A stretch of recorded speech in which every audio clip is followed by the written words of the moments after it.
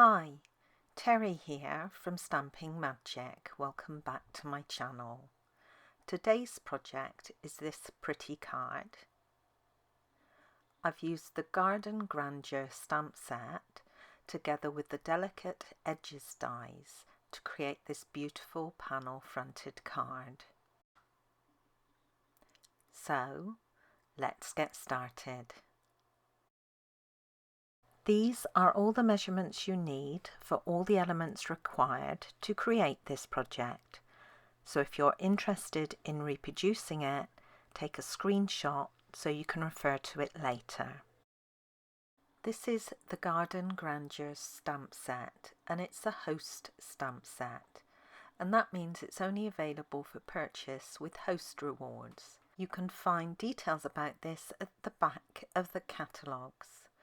Now, the Garden Grandeur stamp set is a two-step stamp set, which means there are multiple stamps per image, but I'm just using the outlines today. And this is the Peaceful Moments stamp set, and I'm going to use the Happy Birthday sentiment.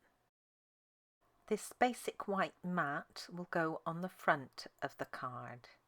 I'll be stamping the images in basic grey ink.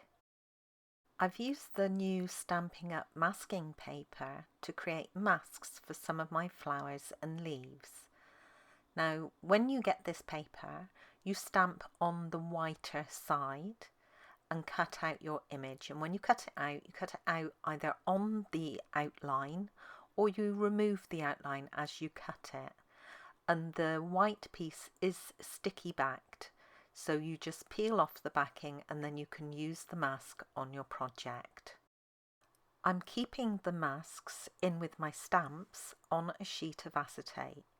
And this acetate sheet is the sheet that the stamps came on. So I've peeled them off of this and stuck them inside my front cover. And instead of throwing the acetate away, I'm keeping it for masks. I'm going to start by stamping the largest of the two flowers in the bottom right and the top left of the panel. I now want to add the double leaves to each of these flowers.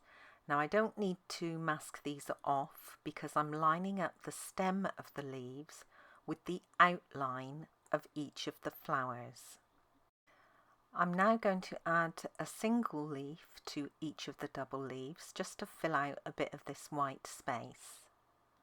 Again, I don't need the mask because I can fit the leaf in between the existing one and the flower. I'm going to add another double leaf to the bottom flower, and this time I do need to mask it off.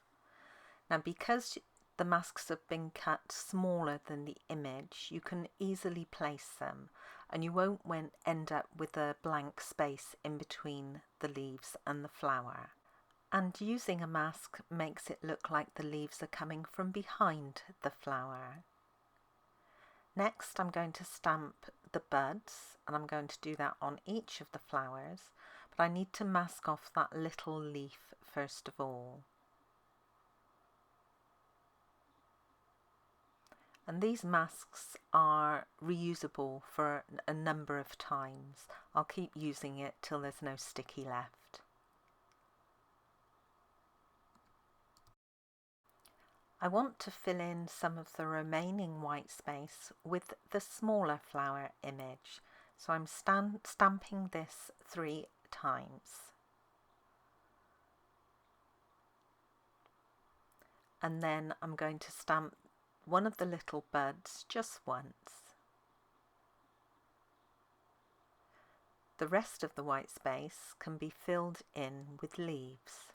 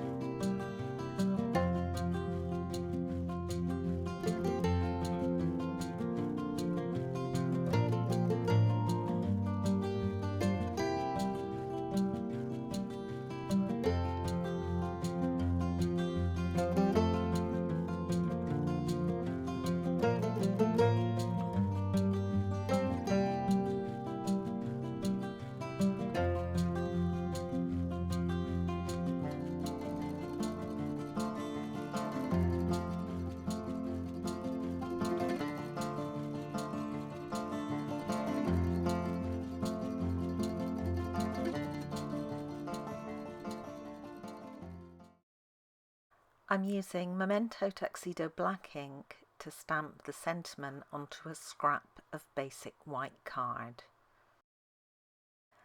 Then I'm going to punch this out using the plain oval from the double oval punch. I'll punch a black scalloped oval to go underneath the sentiment, and then I can layer these together.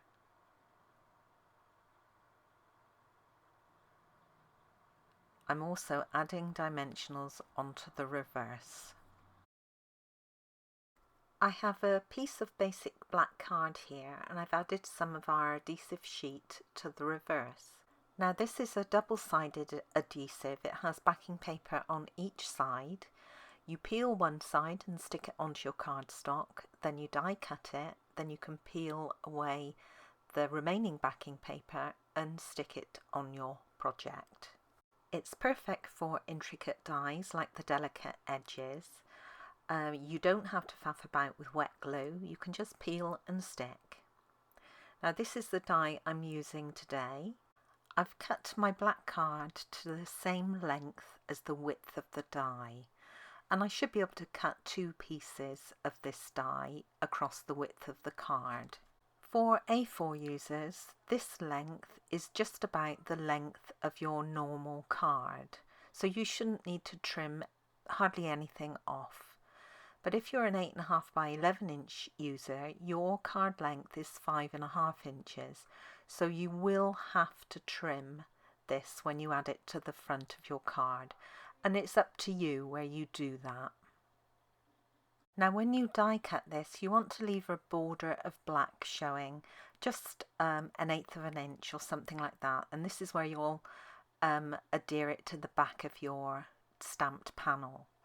So I'll run this through once, and then I'll flip the die around on the other edge and run it through a second time to get my 2 die cuts.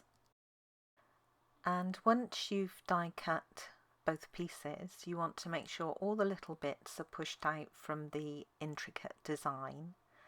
Then you can add a length of glue on the back of your stamped panel. You can use a tape adhesive if that's what you prefer.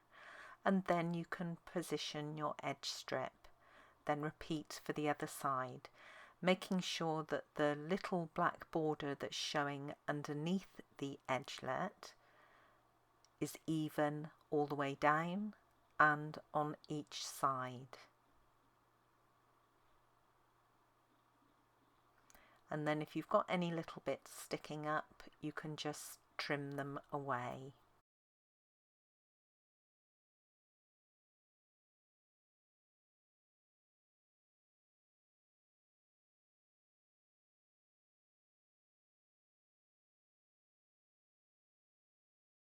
My card base is in basic black, and this is half a standard sheet of card scored in the middle and folded to create a portrait card.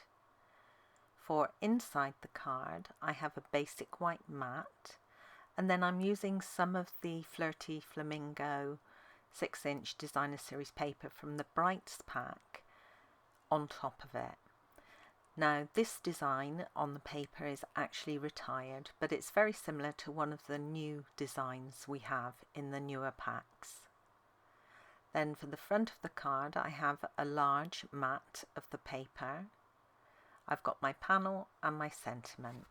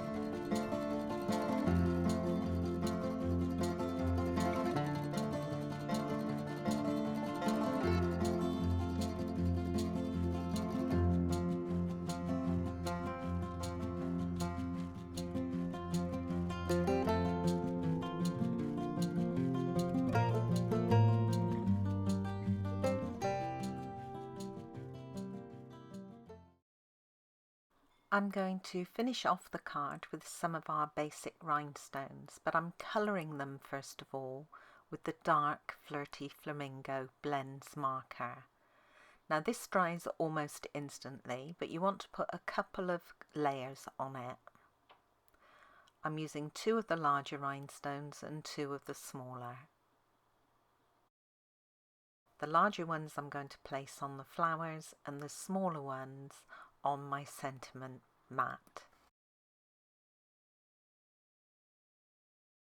And that's this very pretty card complete. Here's another look at my original one. Now the main colour I used here was Pale Papaya. The paper is from the 2021-23 In Colour Designer Series paper pack, and the rhinestones I used were the champagne rhinestones, which matched really well. Thank you for joining me today. I hope you enjoyed this project.